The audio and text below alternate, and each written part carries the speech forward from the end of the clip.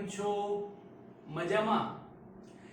Chapter 4 સ્વાધ્યાયના દાખલાનો બીજો lecture, જેમાં આપણે ચાલુ કરીશું 14મા દાખલાથી કે એક બંદર પાસે હવા 72 કિલોમીટર પર અવરની ઝડપથી વહી રહી છે.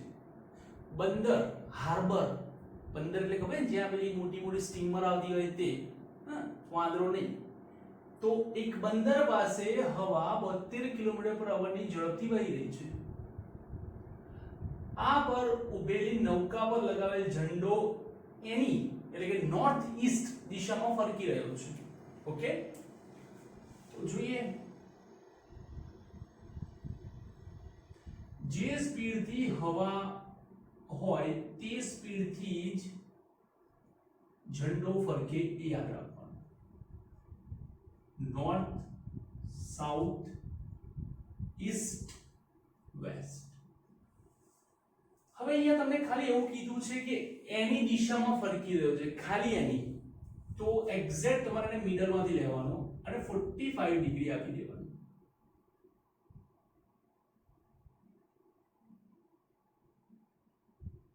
VF, F એટલે ઝંડો, ફ્લેગ.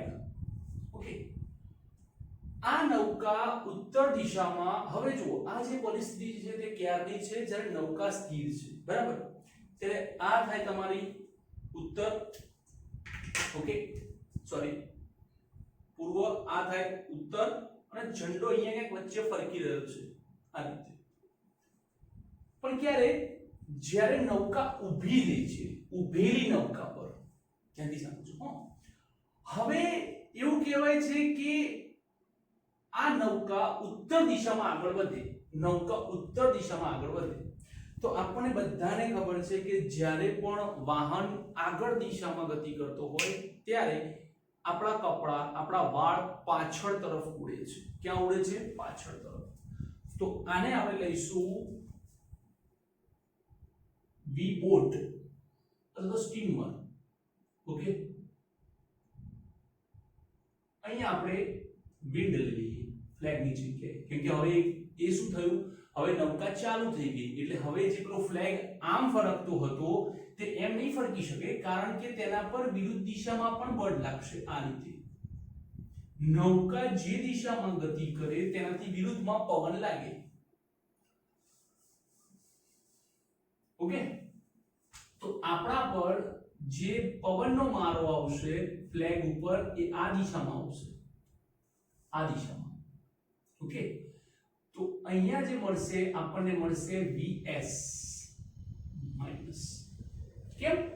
કારણ કે આ જે દિશા છે તે નૌકા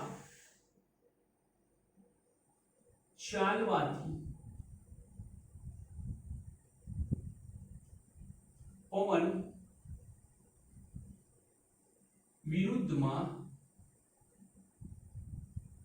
લાગે.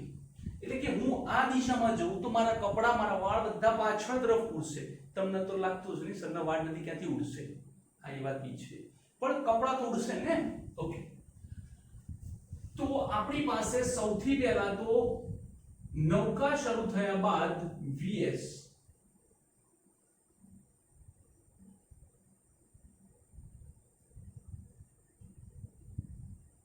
થયા બાદ જે માઈનસ VS છે. નૌકાની ઝડપ જેટલી હોય 51 જે કેરેટ, અથવા તો આપણે એવું વિચારીએ કે ભાઈ ચલો નીચે તરફ છે તો માઈનસ જે કેરેટ, તો 51 માઈનસ જે કેરેટ, અંતે તો -12 આવશે જ.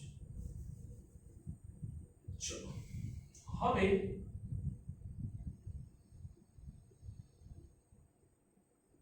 પવનની દિશા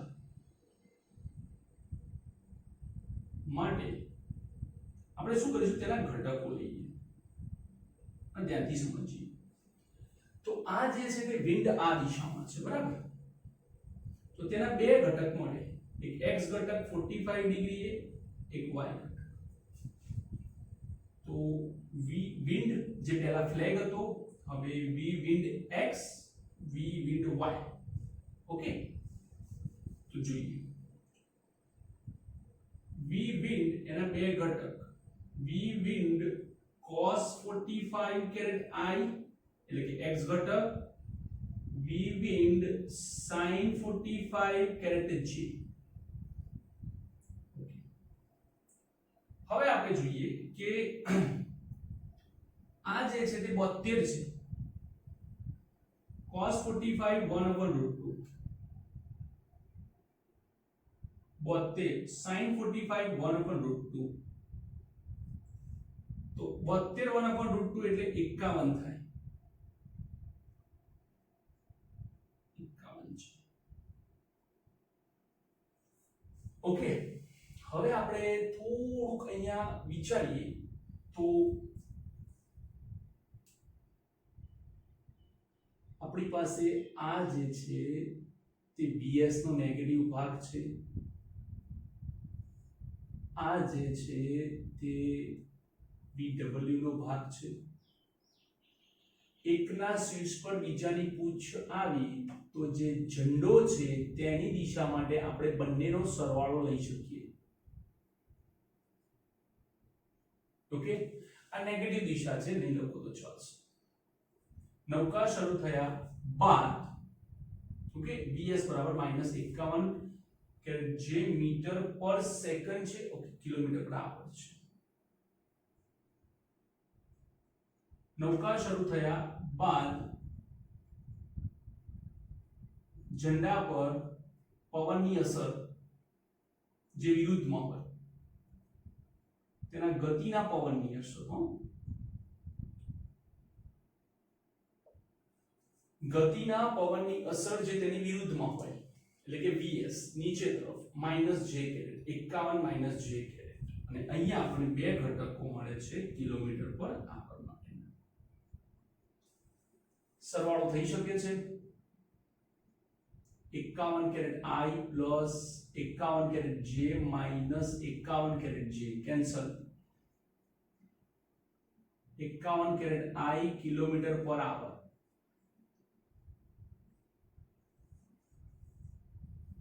એનો મતલબ એ થયો કે ઝંડો એ ઉત્તર દિશામાં પૂર્વ દિશામાં ફરકશે. ઝંડો નૌકા શરૂ થયા બાદ પૂર્વમાં 51 કિલોમીટર પર અવરની ઝડપે ફરકશે. શું થશે એ સમજાવું, ધ્યાનથી જુઓ. શરૂઆતમાં આ હતું બરાબર. હવે આગળ ગતિ કરે એટલે પવન પાછળ તરફ લાગે એટલે એનો જે ઝંડો છે તે ધીરે ધીરે ધીરે ધીરે ધીરે ધીરે ધીરે ધીરે આ દિશામાં આવી જશે. આ રીતે ફરકતો રહેશે અને નૌકા ચાલતી રહેશે. નૌકા ચાલતી રહેશે, આ દિશામાં ફરકશે. જો નૌકા ઊભી રહેશે તો પાછો ઝંડો આ રીતે જતો રહેશે. જો નૌકા ચાલુ થઈ તો પાછો ઝંડો આ રીતે પાછો આવતો રહેશે. તો આમ ઝંડો એ પૂર્વ દિશા તરફ ગતિ કરે છે અને આ બંને પરિણામી સદિશ પણ જુઓ એ જ દિશામાં છે, એક્ઝેક્ટ પૂર્વમાં છે, એક્ઝેક્ટ પૂર્વમાં. ક્લિયર? તો આ છે તમારો 14મો ન્યુમેરિકલ. લખી ચલો. હવે જોઈએ 15મો દાખલો. એક લાંબા હોલની છત 25 મીટર ઊંચી છે એટલે એક હોલ છે મોટો, એની છત જે છે તે 25 મીટરની હાઈટ પર છે.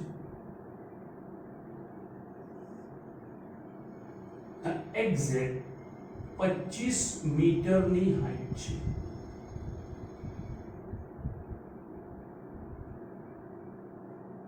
ઓકે, 40 મીટર પર સેકન્ડની ઝડપથી ફેંકવામાં આવેલ દડાને છતને અથડાયા વગર પસાર થઈ શકે તે રીતે કેટલું મહત્તમ અંતર કાપશે. એટલે કે અહીંથી હું દડો ફેંકું તો છતને અથડાવો ન જોઈએ પણ છતની એકદમ નજીકથી નીકળી શકે છે.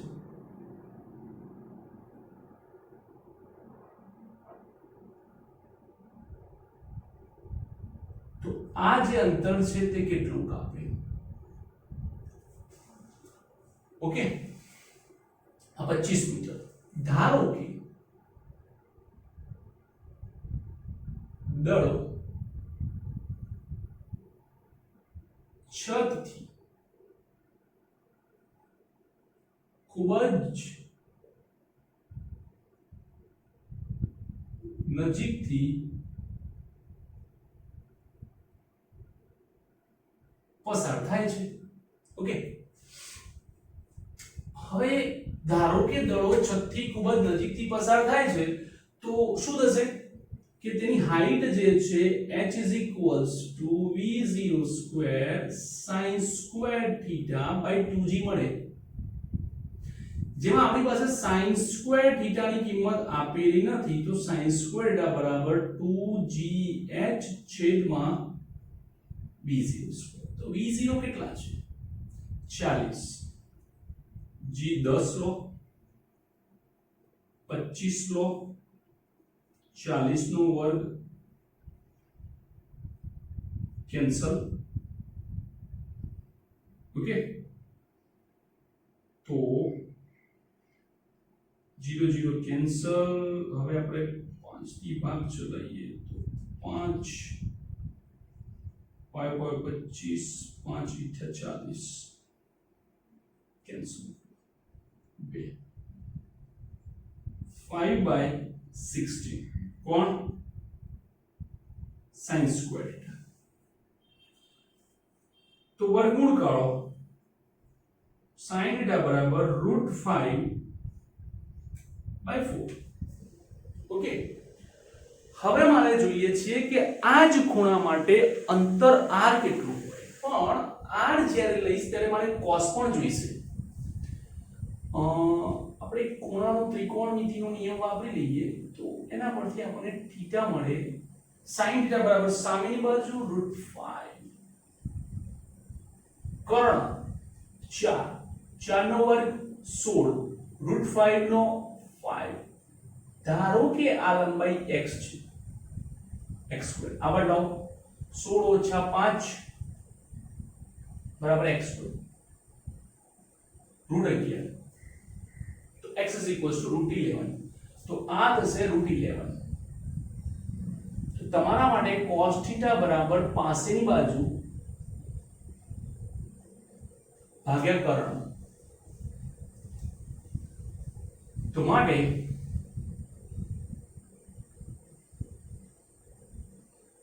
અવધિ r બરાબર v0 square 2 times sin theta cos theta છેદમાં g. v0 સ્ક્વેર 40 ગુણ્યા 40 g 10 sin થીટા √5/4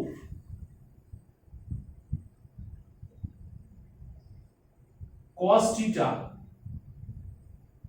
√11/4 cancel 10 10 નું 20 √55 અને આનો જવાબ એપ્રોક્સ નીકળે છે 150.5 મીટર.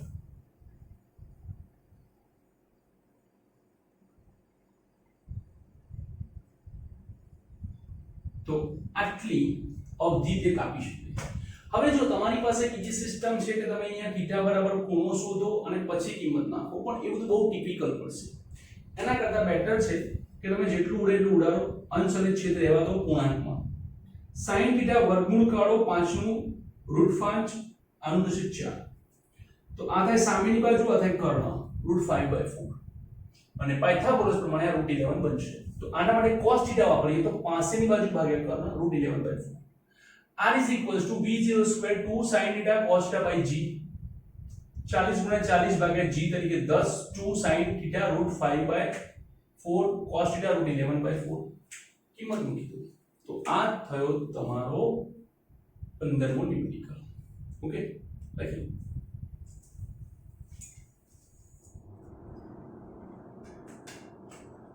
સોળમો ન્યુમેરિકલ. ક્રિકેટનો કોઈ ખેલાડી દડાને 100 મીટર જેટલા મહત્તમ સમક્ષિતિજ અંતર સુધી ફેંકી શકે છે. એટલે કે તેની આ અવધિ જે છે મહત્તમ અંતર, મહત્તમ સમક્ષિતિજ અંતર જે છે તે થાય r maximum is equals to v0 square by g. Okay, સુધી ફેંકી શકે છે અને તે કેટલું છે 100 મીટર. આ જ ખેલાડી આ દડાને જમીનથી ઉપર તરફ કેટલી ઊંચાઈ સુધી ફેંકી શકશે કે ધારો કે મારે મહત્તમ ફેંકવું છે તો દડાને મહત્તમ શિરોલંબ ફેંકતા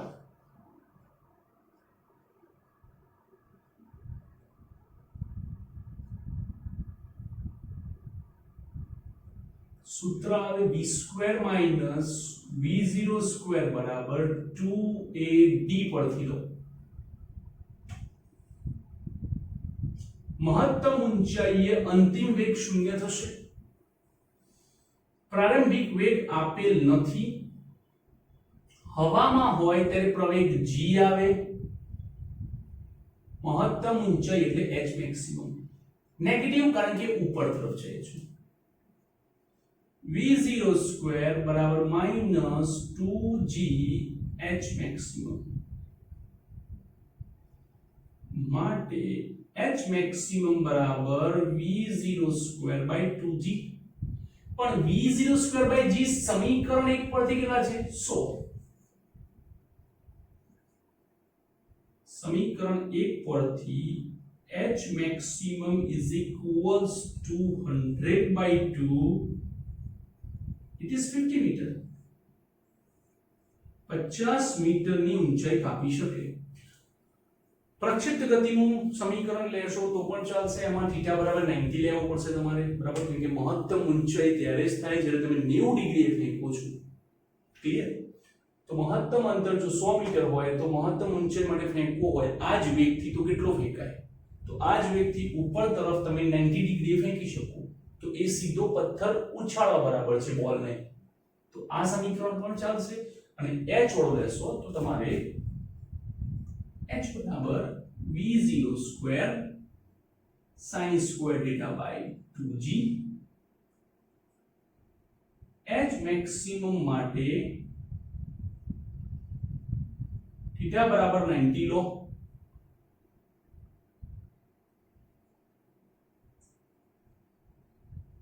sin square 90 by g. v0 square by g એટલે કે 100 સોરી 2g. sin square 90 એટલે 1 નો વર્ગ 1 50 મીટર એક સરખો છે. ઓકે, તો આ થયો તમારો 16મો નિયમ. લખી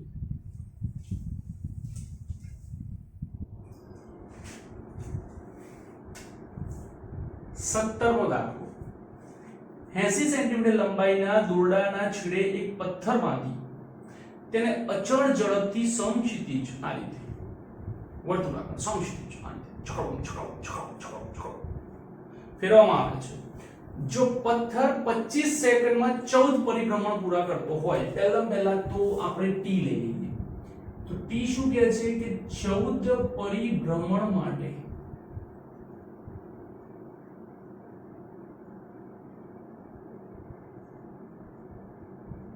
25 સેકન્ડ. તો એક પરિભ્રમણ માટે t સેકન્ડ લાગે.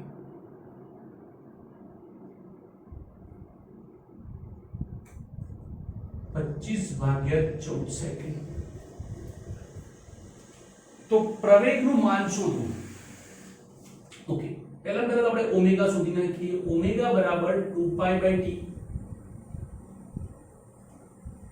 2π/t તરીકે 25/14 ऊपर जवा दो तो 14 दू 28 पाई भाग्या 25 रेडियन पर सेकंड. હવે આપણે જોઈએ છે પ્રવેગનું માન. તો પ્રવેગનું માન થાય AC બરાબર ઓમેગા સ્ક્વેર r.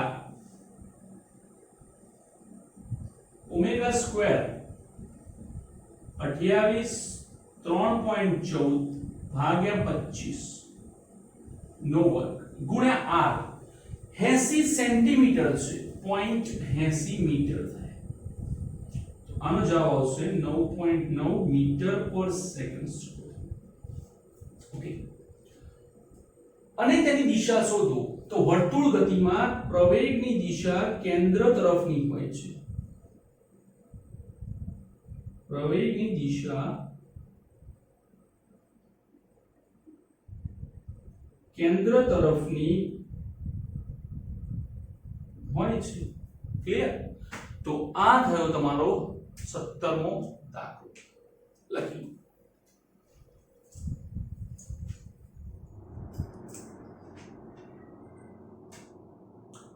18મો દાખલો એક વિમાન 900 કિલોમીટર પર અવરની ઝડપથી ઉડી રહ્યું છે અને 1 કિલોમીટર ત્રિજ્યાનું સમક્ષિતિજ વર્તુળ બનાવે છે તેના કેન્દ્રગામી પ્રવેગ અને ગુરુત્વ પ્રવેગની સરખામણી કરીએ ઓકે તો સૌથી પહેલા તો અહીંયા જે વિમાન છે તેની ઝડપ આપી છે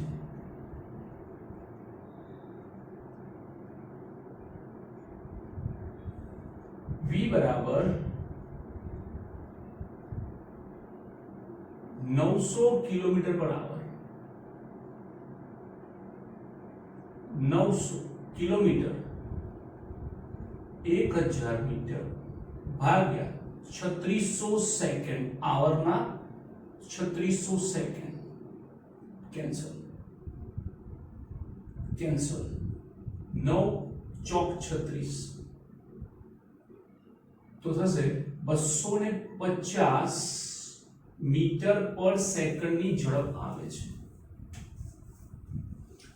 તથા તેની જે ત્રિજ્યા છે r તે 1 કિલોમીટર એટલે કે 1000 મીટરની છે તો કેન્દ્રગામી પ્રવેગ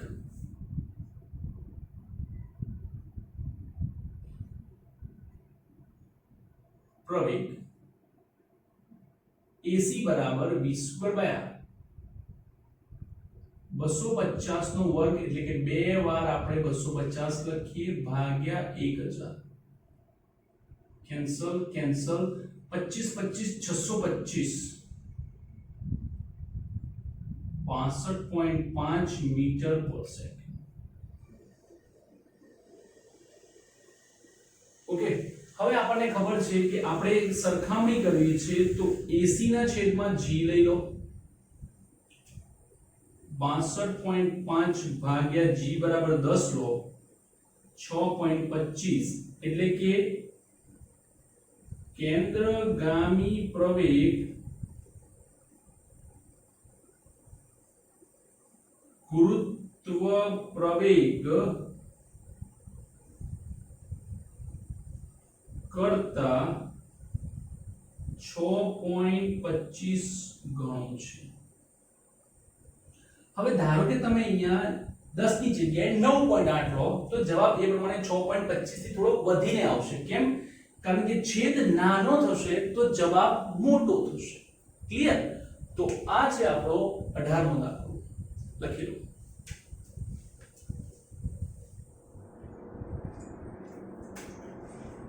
19મો દાખલો જોઈએ થિયોરેટિકલ છે એટલે રકમ લખી નથી રકમ વાંચીશ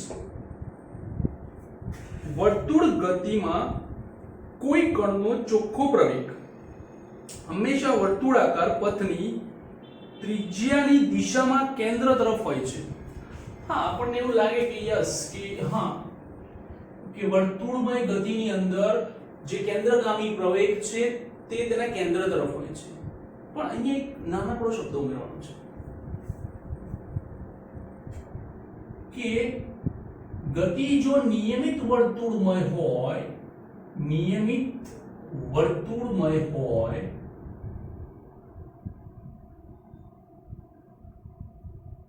ગતિ હોય તો જ પ્રવેગ ત્રિજ્યા પર અને કેન્દ્ર તરફ હોય છે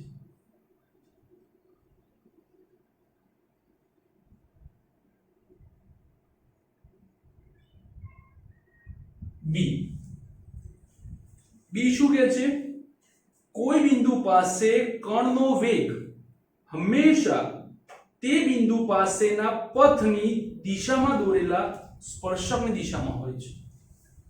ધારો કે હું કોઈ પણ પ્રકારનો આવો ગતિપથ લઉં તો આ ગતિપથને દોરેલ બિંદુ એ સ્પર્શક તે બિંદુ પાસે વેગની દિશા દર્શાવે છે. આ વેગની દિશા છે. આ p આ p ડેશ આ p ડેશ. તો ગતિમાર્ગની અંદર જ્યારે સ્પર્શક દોરવામાં આવે છે ત્યારે તે સ્પર્શક એ વેગની દિશા દર્શાવે છે. સી જોઈએ. નિયમિત વર્તુળ ગતિ કરતા કણ માટે એક પરિભ્રમણ પર લીધેલ સરેરાશ પ્રવેગ શૂન્ય સદિશ હોય છે. સાચી વાત છે. કેવી રીતે? તો જુઓ. ધારો કે આ કેન્દ્ર છે, બરાબર, સોરી, વર્તુળમય ગતિ છે ને હું એમાં ખાલી 4 જ પ્રવેગ લઈશ. એક આ બિંદુનો કે જે આ દિશામાં છે -a, એક એની સામે એક્ઝેક્ટ બિંદુનો જે આ દિશામાં છે +a, એક નીચે તરફનો -a, એક ઉપર તરફનો +a. ખાલી એટલું સમજો કે સામસામેના બિંદુએ જે પ્રવેગ આવે છે તે પ્રવેગ એક ધન હોય છે, બીજો ઋણ હોય છે. એક ધન, બીજો ઋણ, એક ધન, બીજો ઋણ. ત્યારે તેનો સરવાળો કરો તો એ 0 મળે. આમ સામસામેના પ્રવેગની દિશાઓ, સામસામેના પ્રવેગના મૂલ્યો સમાન અને દિશાઓ વિરુદ્ધ હોવાથી સદિશ સરવાળો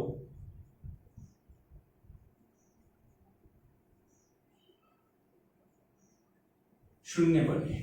સદિશ સરવાળો શૂન્ય બને છે. તો આ છે તમારો 19મો દાખલો. લખી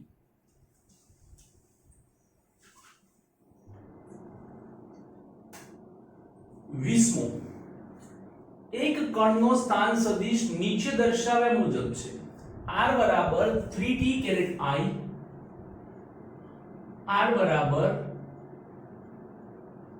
3t caret I minus 2t square caret j plus 4 caret k metre છે.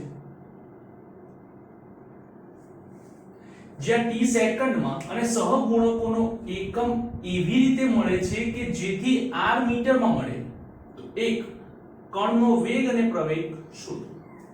તો સૌથી પહેલા આપણને સ્થાન સદિશ આપેલો છે તો આપણે શું કરીશું કે r નું સમયની સાપેક્ષે વિકલન કરીશું. સ્થાનનું સમયની સાપેક્ષે વિકલન કરતા વેગ મળે છે તો થાય dr/dt બરાબર d છેદમાં dt 3t caret I minus 2t square caret j plus 4 caret k. वेग v 3 minus 2 છે પ્લસ. હવે આપણે જોઈએ કે જ્યારે t હોય ત્યારે t નું વિકલન થાય 1, t સ્ક્વેર નું વિકલન થાય 2t અને અચળ સંખ્યાનું વિકલન થાય 0. તો આમ આપણને જે વેગ મળે છે તે વેગ છે v બરાબર 3 caret I minus 4t caret j metre per second.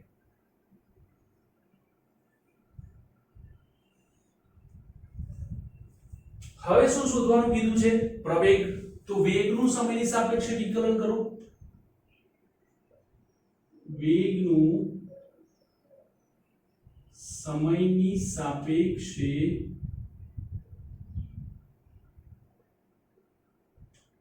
વિકલન કરતા શું મળે તો મળે dv by dt બીજી બાજુ પણ આપી દો d by dt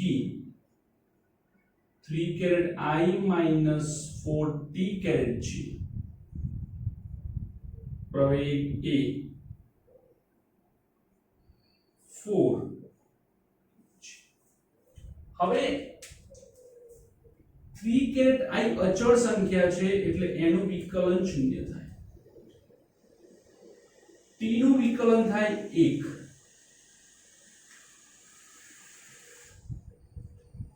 સદિશ a બરાબર -4 કેરેટ છે આ આપણો પ્રવેગ છે મીટર પર સેકન્ડ તો આ બે થયા પ્રવેગ હવે શું કહે છે નંબર બી t બરાબર 2 સેકન્ડે કણના વેગના માન અને દિશા શોધો તો વેગનું સમીકરણ છે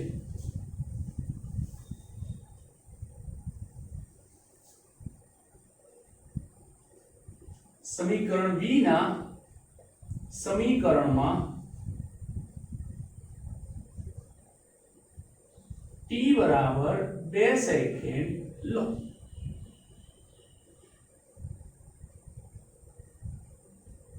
3 caret I minus 4 t caret j t बराबर 2 लो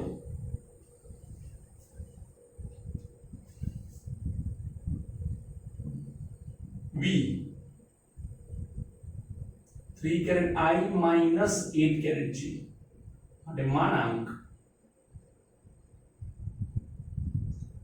તરીકે એટલે કે મૂલ્ય લેવાનું છે તો શું લઈશું ઘટકો ના વર્ગો નો સરવાળો નો વર્ગમૂળ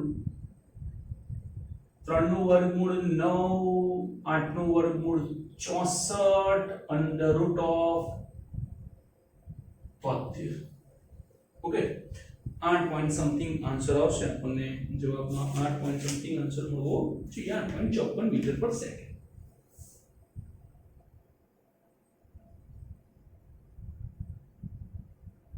હવે આપણે દિશા શોધવાની છે તો દિશા શોધવામાં આપણને ખબર છે કે tan થીટા બરાબર y ઘટક ભાગ્યા x ઘટક -8 ભાગ્યા 3 2.6667 તો આપણને જે થીટા મળવો જોઈએ તે 69 ડિગ્રી 69.5 ડિગ્રી નીચે તરફ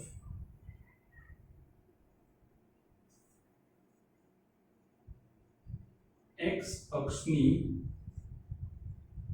નીચે તરફ કેવી રીતે સમજો ધારો કે આપણે જે ખૂણા લઈએ છીએ તે આની સાપેક્ષે માપીએ છીએ પણ અહીંયા આપણને ખૂણો કેવો મળે છે મૂલ્ય નેગેટિવ હોવાથી આપણને ખૂણો નેગેટિવ મળે છે આમ જોવા જાવ તો આ આખો ખૂણો આ રીતે થવો જોઈએ તો એ પોઝિટિવ કહેવાય પણ જ્યારે નેગેટિવ ની વાત આવતી હોય છે ત્યારે ખૂણો તમારે x અક્ષથી નીચે તરફ લેવાનો આપણે હંમેશા ખૂણો વિષમઘડી દિશામાં લઈએ છીએ પણ જો તમે ખૂણો સમઘડી દિશામાં લેશો તો ખૂણો નેગેટિવ આવશે -69.5 ડિગ્રી ઓકે પણ મેં માઈનસ નથી લખ્યા કારણ કે મેં લખ્યું છે કે x અક્ષની નીચે તરફ શબ્દ વાપર્યો છે માઈનસ ની જગ્યાએ મેં લખ્યું છે x અક્ષની નીચે તરફ એટલે ફરીવાર પછી માઈનસ લખવાની જરૂર છે નહીં પછી -59.5 ડિગ્રી ને x અક્ષની નીચે તરફ થશો તો એ પાછું માઈનસ માઈનસ પ્લસ થઈ જશે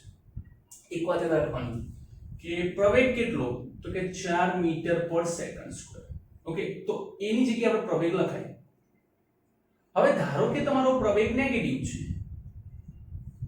તો પ્રવેગ નેગેટિવ પણ તમે આવું લખો કે પ્રતિપ્રવેગ એટલે શું તો કે પ્રતિપ્રવેગ 4 કહેવાય આ બંનેનો મતલબ એક જ થાય પ્રતિ શબ્દમાં જ ઋણ નિશાની આપી ગઈ ક્લિયર તો આ છે તમારો 20મો દાખલો લખ્યું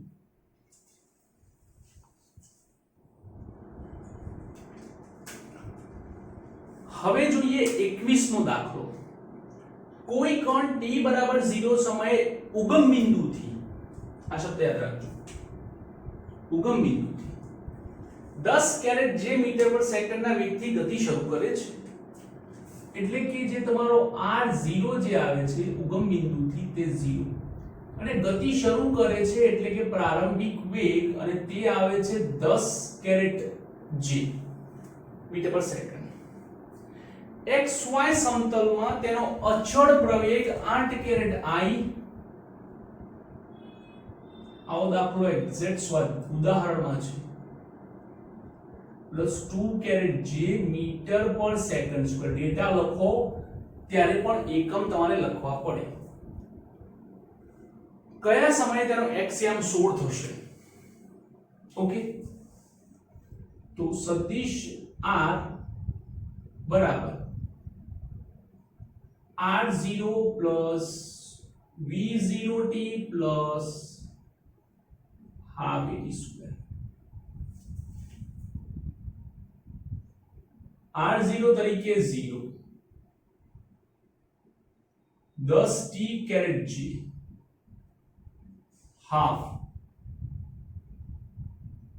8 carat I 2 carat j t square r કૌંસ ખોલો તો 8 ભાગ્યા 2 t square બંને જોડે ગુણાશે ને 1/2 બંનેના છેદમાં જશે.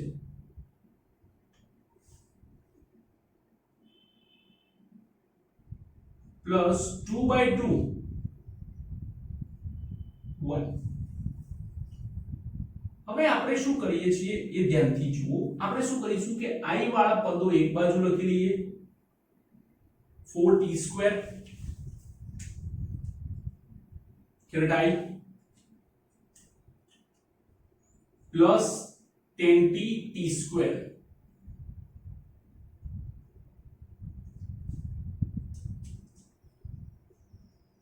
j. તો આ થઈ ગયો તમારું સ્થાન સદિશનું સૂત્ર. ઓકે છે 20મા દાખલામાં એ જ રીતનું. હવે આપણને ખબર છે કે આ જે વિભાગ છે તેને x ઘટક કહેવાય, આ જે વિભાગ છે તેને y ઘટક કહેવાય. ઉદાહરણની અંદર આપણે આ ન્યુમેરિકલ ગણ્યો હતો, એની અંદર એવું કર્યું હતું કે x અને y ઘટક પહેલેથી અલગ લીધા હતા અને લખ્યું હતું. અહીંયા આપણે બધું મિક્સ કર્યું છે ને હવે x y ઘટકની ચર્ચા કરીશું. બંને મેથડ સાચી છે. બીજી મેથડ આપી એટલા માટે કે તમને જે અનુકૂળ આવે તે લખી શકો છો. તો x બરાબર 4t સ્ક્વેર, t સ્ક્વેર બરાબર x ભાગ્યા 4, x તરીકે 16 ભાગ્યા 4 તરીકે 4, t બરાબર 2 સેકન્ડ. હવે આપણે આગળ જોઈએ તો કે y ઘટક, તો કે y બરાબર 10t + t સ્ક્વેર. આપણે પહેલા સવાલનો જવાબ આવી ગયો છે કે કયા સમયે તેનો xm 16 થશે? તો 2 સેકન્ડે તેનો xm 16 મીટર થશે. ત્યારે એટલે કે ક્યારે મતલબ કે 2 સેકન્ડે y કેટલો હશે? t બરાબર 2 લો,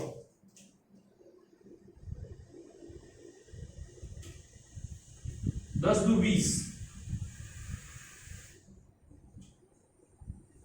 2 નો વર્ગ 4, 24 મીટર.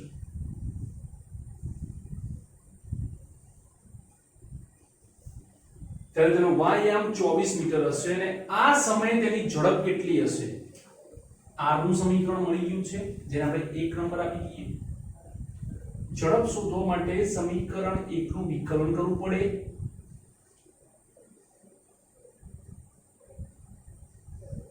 સમીકરણ 1 નું વિકલન કરો તો થાય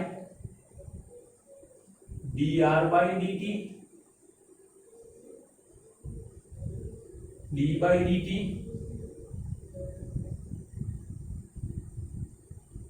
4t square caret plus 10t plus t square caret j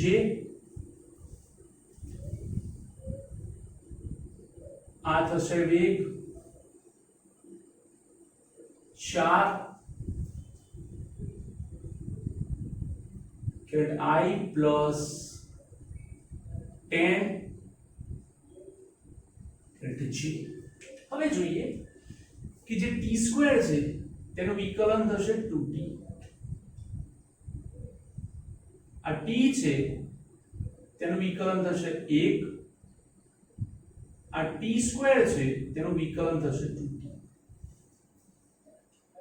okay, તો આપણને જે વેગ મળશે તે મળશે 4 દુ 8 t caret I plus 10 વત્તા 2 t caret j। આ સમય એટલે કે t બરાબર 2 લેતા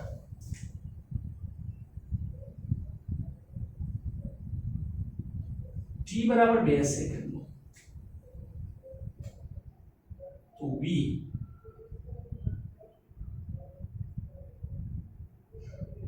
10 plus 2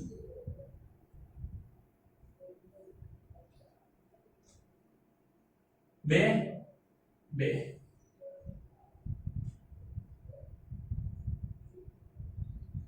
8 દુ 16 caret I 2 દુ 4 14 caret G। ઓકે, તે સમયે ઝડપ માંગી છે તો ઝડપ માટે v નું માન માનાંકમાં v2 આ તમારે મને જપ્તે શોધીને આન્સર કમેન્ટ કરવાનો છે। ઓકે, તો આ છે તમારો 21 નંબરનો ન્યુમેરિકલ।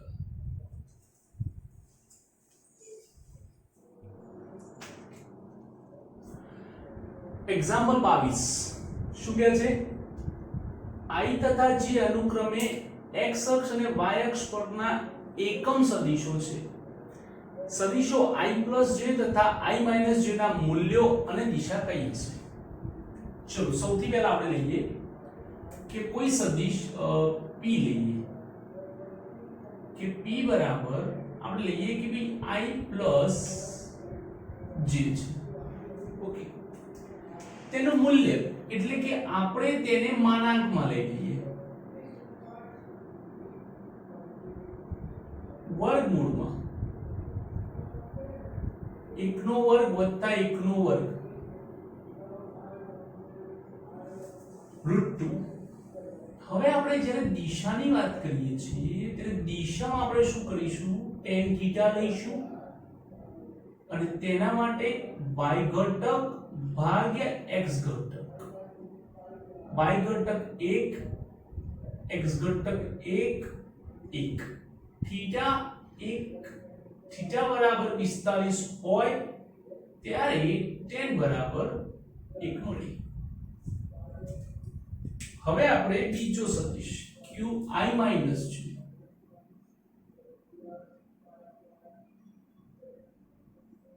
માઈનસ છે તો માટે માનાંકમાં સદિશ q બરાબર વર્ગમૂળમાં 1 નો વર્ગ માઈનસ 1 નો વર્ગ વર્ગમૂળમાં 2 અને દિશા શોધવી છે તો દિશા બરાબર tan થીટા બરાબર qy છેદમાં qx, qy તરીકે -1 x તરીકે +1 -1 થીટા ઇક્વલ્સ ટુ 45 ડિગ્રી પણ કેવી તો કે x અક્ષથી નીચે। કેમ નીચે સમજો, જ્યારે આપણે p માટે સદિશ દોરીએ છીએ ત્યારે તે એક આવો મળે છે કે ભાઈ x પણ ધન છે y પણ ધન છે તે પહેલા ચરણમાં છે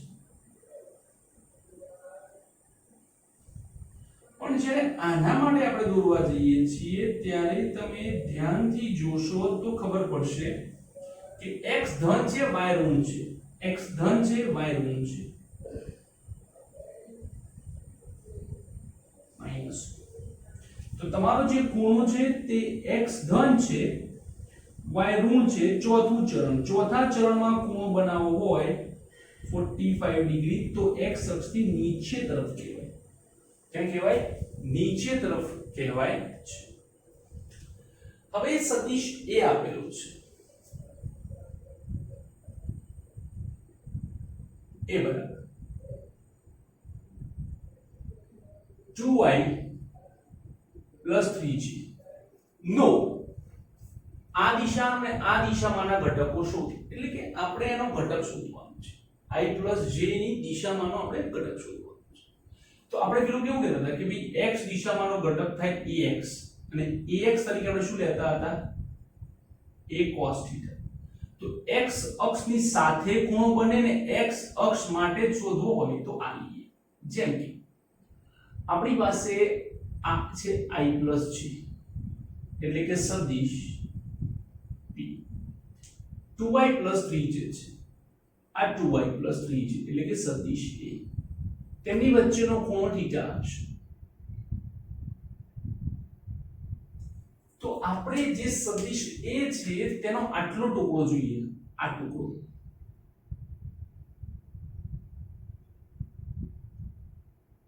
આ ટુકડો જોઈએ છે કે આખો સદિશ p નહીં, પણ સદિશ a નો જે પડછાયો પડે છે, આ સદિશ a નો જે પડછાયો પડે છે તે જોઈએ છે. જેની સાથે ખૂણો બનાવે તેના જ માટે, મતલબ કે cos θ. ઓકે, તો યાદ રાખો કે cos θ બરાબર સદિશ a ડોટ સદિશ p છેદમાં તેમના મૂલ્યો ab. એને ઉપર લઈ લો એટલે કે a cos θ બરાબર ap છેદમાં a. ap છેદમાં a બને છે. ફરી સમજો, આ તમારો x અક્ષ છે, આ તમારો સદિશ a છે, અહીંયા બને ખૂણો θ. તો આ ઘટકને આપણે શું કહેતા હતા? a cos θ. તો x ની જગ્યાએ p છે તો પણ a cos θ જ રહેશે, કારણ કે જ્યારે x હતો ત્યારે પણ x ની કોઈ વાત ચાલતી નહોતી. તો x ની જગ્યાએ p આવશે તો p ની પણ કોઈ વાત ચાલશે નહીં. તો આપણે શું જોઈશે? a cos θ. તો a cos θ મળી ગયું જ્યારે a ઉપર ગયું, માટે a cos θ બરાબર 2y + 3j I + j, sorry એ ઉપર જ્યારે p આવે. હવે p નું મૂલ્ય આપણને ખબર છે √2 થાય છે. ગુણાકાર આપો, 2 × 1 2, 3 × 1 3, 3 ને 2 5, 5 √2. ક્લિયર? તો આ થઈ ગયો આપણું પહેલું. એવી જ રીતે આપણે q માટે પણ શોધીશું કે સદિશ q બરાબર I - j પરનો ઘટક. તો એ પણ a cos θ થશે. આપણે p ના સ્થાને q નાખી દઈશું.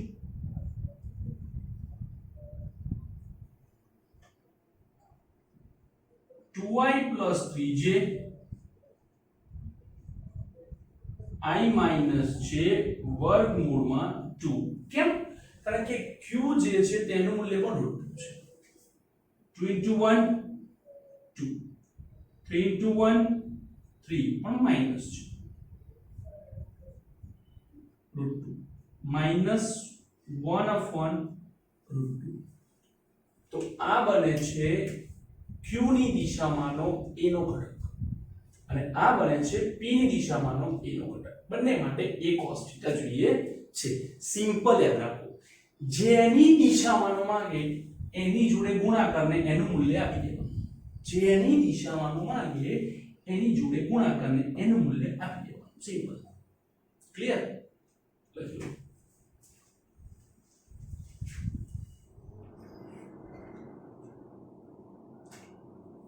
ત્રેવીસમું ન્યુમેરિકલ જે છે તે રકમ વાળો ન્યુમેરિકલ છે, મતલબ કે પ્રશ્ન ટાઈપનો છે, એટલે મેં રકમ લખી નથી. તમારી પાસે બુક જે છે તેમાં ઓપન કરો ને એમાં લખ્યું છે કે અવકાશમાં કોઈ સ્વૈચ્છિક ગતિ માટે નીચે આપેલા સંબંધો પૈકી કયો સંબંધ સાચો છે? સ્વૈચ્છિક ગતિ મતલબ કે ગમે તેવી ગતિ હોઈ શકે છે. એક્ઝેક્ટ તમે એને કોઈ ડિસ્ક્રાઇબ ના કરી શકો કે આવી ગતિ છે. સ્વૈચ્છિક, આજે મારી ઈચ્છા હતી તો હું અહીંયા છું, થોડીક વાર ઈચ્છા થાય તો હું ચાલીશ, થોડીક વાર ઈચ્છા થાય તો નહીં ચાલું, એના જેવી સ્વૈચ્છિક ગતિ છે. તો જે પહેલું સમીકરણ છે કે સરેરાશ v બરાબર 1/2 vt1 vt2, આ સમીકરણ સરેરાશ છે એટલે કે એક ધારી ગતિ થતી હોય તેના માટે છે, સ્વૈચ્છિક ગતિ માટે નથી. અથવા તો એવું કહેવાય કે વેગનું મૂલ્ય વધતું હોય અથવા તો ઘટતું હોય એટલે કે અચળ પ્રવેગી ગતિ હોય ત્યારે પણ આ સમીકરણો વાપરવામાં આવે છે. બીજું સમીકરણ શું છે કે v સરેરાશ બરાબર rt2 rt1 છેદમાં t2 t1. હા, અંતિમ સ્થાન માઈનસ પ્રારંભિક સ્થાન ભાગ્યા સમય, તો સ્થાન ગમે ત્યારે ગમે તે હોઈ શકે છે. તો આ જે સમીકરણ છે એ સ્વૈચ્છિક ગતિ માટે લઈ શકાય છે. બીજું, આ જે સમીકરણ છે એ અચળ પ્રવેગી ગતિના સમીકરણના ટોપિકની પહેલાનું છે અને એ વખતે આપણે ગતિ કેવી થતી હશે એની કોઈ ચર્ચા નહોતી કરી અને આ સૂત્ર વાપરતા હતા. r2 ના સ્થાને આપણે x2 વાપરતા હતા, r1 ના સ્થાને x1 વાપર્યું હતું. ઓકે, તો આ t2 rt1 છેદમાં t2 t1 જે છે તે સમીકરણ સ્વૈચ્છિક ગતિનું છે. vt બરાબર v0 at, તો આ સમીકરણ તો અચળ પ્રવેગ ગતિ માટેનું છે કે જેમાં પદાર્થ અચળ પ્રવેગથી સતત વધતા વેગથી જ ગતિ કરતો હોય, સ્વૈચ્છિક ગતિ માટે નથી. એને ફરજ છે કે તારો વેગ વધારવાનો જ છે, ઘટાડવાનો નથી. ડી એ પણ અચળ પ્રવેગ ગતિ માટે છે અને એવી રીતે ઈ જે છે તે સાચું છે. સરેરાશ પ્રવેગ બરાબર vt2 vt1 છેદમાં t2 t1 જે b ને સમતુલ્ય છે.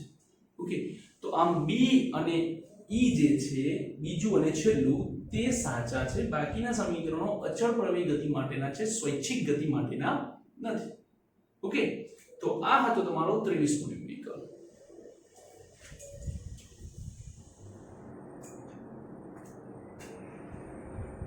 24મું ન્યુમેરિકલ. આ ન્યુમેરિકલ પણ થિયોરેટિકલ ન્યુમેરિકલ છે અને મેં એવું કીધું છે કે નીચે દર્શાવેલ દરેક વિધાન ધ્યાનપૂર્વક વાંચો અને કારણ તથા ઉદાહરણ સહિત દર્શાવો કે તે સાચું છે કે ખોટું. દરેકમાં છે ને આ સ્ટેટમેન્ટ કોમન આવશે કે અદિશ રાશિ તે છે કે જે, આટલું બોલ્યા પછી નીચે આપેલા વારાફરતી જોડવાનું. તો આપણે પહેલું જોઈએ, અદિશ રાશિ તે છે કે જે કોઈ પ્રક્રિયામાં અચળ રહે. ખોટી વાત. કોઈ પ્રક્રિયામાં અચળ રહે, ખોટી વાત. કેમ? તો કે ઘર્ષણ બળના કારણે પદાર્થની ગતિ ઘટે છે. ઓકે, હવે બળ તો સદિશ રાશિ છે પણ એના કારણે ઊર્જા જે છે તે ખર્ચ પામે છે. જેમ કે આપણે કોઈ મોટું બોક્સ હોય એના પર બળ લગાડીએ, બોક્સને નીચે ઘસડીને એક જગ્યાએ બીજી જગ્યાએ લઈ જઈએ 100 મીટર, આપણી પાસે ઊર્જા છે. પણ ઘર્ષણ બળના કારણે આપણે 75-80 મીટર પહોંચ્યા પછી થાકી જઈએ છીએ, જ્યારે કે આપણે તો 100 મીટર સુધીનું કાર્ય કરવાનું હતું. તો યાદ રાખો કે જ્યારે ચેપ્ટર 6 માં આવશે આ વસ્તુ કે અસ્થિતિસ્થાપક સંઘાત હોય,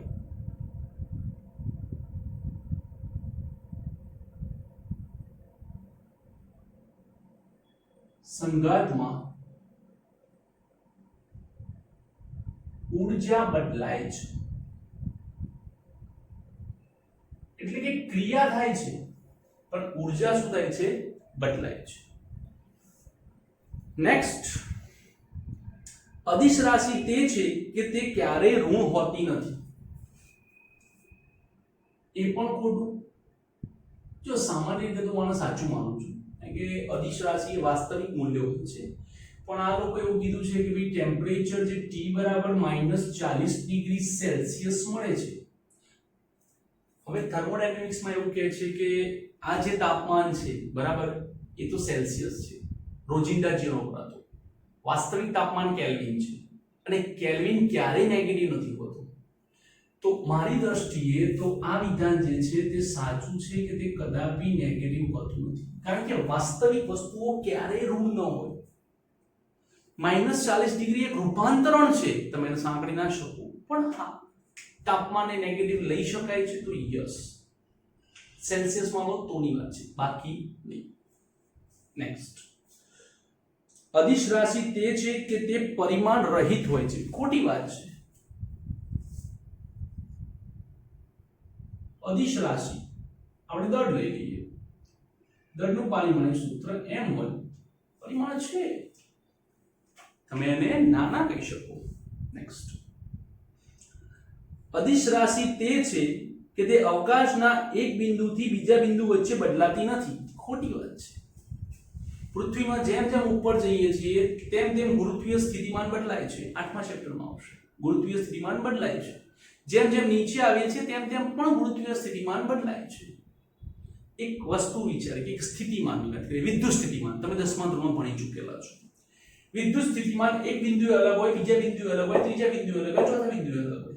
દરેક બિંદુ માટે વિદ્યુત સ્થિતિમાનના મૂલ્યો અલગ અલગ હોય છે, જ્યારે કે વિદ્યુત સ્થિતિમાન એક અદિશ રાશિ છે, છતાં પણ એના મૂલ્યો આપણને કેવા મળે છે? અલગ અલગ જોવા મળે છે.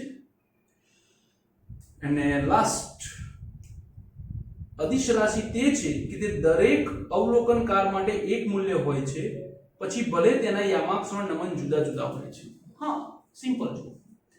હવે આજે હું અહીંયા ઊભો મારું દળ માપું કે કોઈ અલગ પરિસ્થિતિમાં દળ માપું, મારું દળ એ જ રહેવાનું છે જે મપાય છે, કારણ કે દળ એક અદિશ રાશિ છે. અદિશ રાશિ છે તે ક્યારે નથી બદલાતી. ઘડિયાળને ગમે તે બાજુથી જુઓ, એ સમય જ બતાવશે, એ બદલાશે નહીં. પણ હા, વેગ કે પ્રવેગની ચર્ચા કરીશું ત્યારે યામાક્ષો પ્રમાણે પરિસ્થિતિ બદલાતી જશે.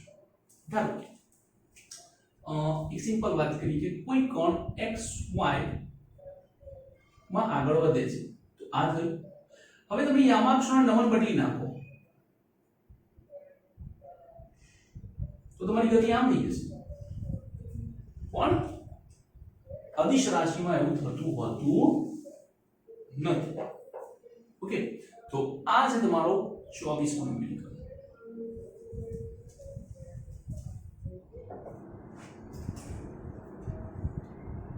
25 નંબર, કોઈ વિમાન પૃથ્વીથી 3400 મીટરની ઊંચાઈએ ઉડી રહ્યું છે. 3400 મીટરની ઊંચાઈ, 3400. જો પૃથ્વી પરના અવલોકન બિંદુ પાસે વિમાન 10 સેકન્ડમાં કપાયેલ અંતર 30 ડિગ્રીનો કોણ રચતું હોય, જેમ કે હું અહીંયા છું, હું અહીંથી વિમાન જોઉં છું, આ રીતે વિમાન આમ થઈને આમ આવે છે. એટલે કે એક સિમ્પલ વિચારીએ કે વિમાન જે છે તે અત્યારે હાલ અહીંયા જોઉં છું, 10 સેકન્ડ અંદર વિમાન ઉડતું ઉડતું ઉડતું ઉડતું ઉડતું અહીંયા આવે છે, એટલે કે આટલું અંતર કાપે છે, અને આ જે ખૂણો રચાય છે તે 30 ડિગ્રીનો રચાય છે. તો તેની ઝડપ કેટલી હશે?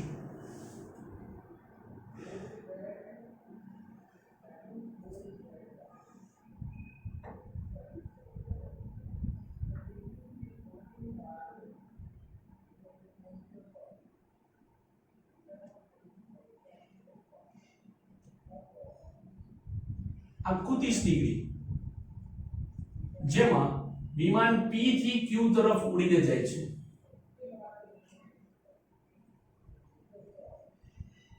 ચોત્રીસો મીટરની ઊંચાઈ છે ને આ કાટકોણ છે.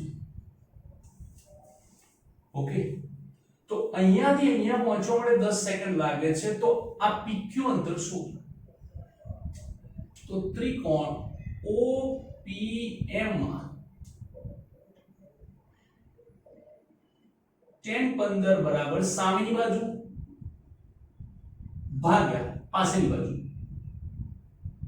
OM.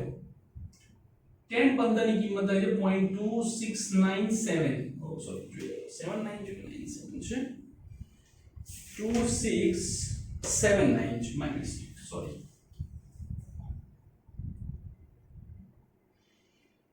PM અને OM આવે છે 3400. PM બરાબર 3400 ગુણ્યા 0.2679. હવે આપણે જોઈએ છીએ કે PQ is equals to 2 times of PM, કારણ કે આ બંને અંતરો સમાન છે. તમે ફૂટપટ્ટીથી દોરશો તો બંને અંતરો સમાન મળશે. તો 2 ગુણ્યા 3400 ગુણ્યા 0.2679, જેનું કુલ મૂલ્ય મળે છે અરાઉન્ડ 1822 મીટર. તો જે સરેરાશ ઝડપ છે તે થાય કે પથ લંબાઈ ભાગ્યા સમય. પથ લંબાઈ 1822, સમય 10,